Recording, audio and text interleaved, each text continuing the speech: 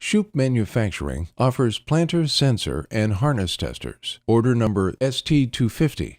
With the tester, you are able to test individual seed sensors or check your harness and monitor's functionality.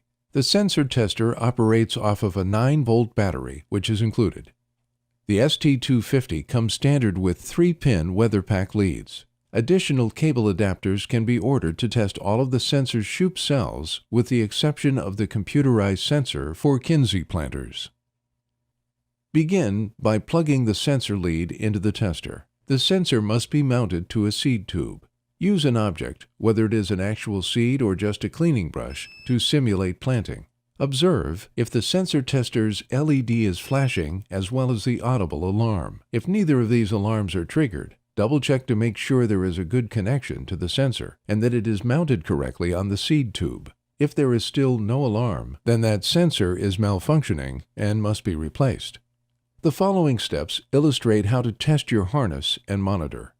With the planter monitor powered on, plug the tester into the harness lead. If the monitor is working properly, it will indicate seed flow and the LED will be illuminated. If neither of those occur, double-check the connection where the harness and tester are connected, as well as the harness to monitor connection.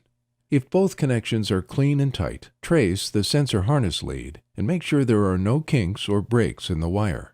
Pay close attention to all pinch points on the planter where the harness passes through. This is most often where damage to the harness occurs. Should there be any breaks or any other defects to the harness, you can try to mend the harness and then retest. Thank you for joining us today. If you have any questions or would like to place an order, please visit www.shoupparts.com or call and talk to one of our highly trained sales staff at 1-800-627-6137.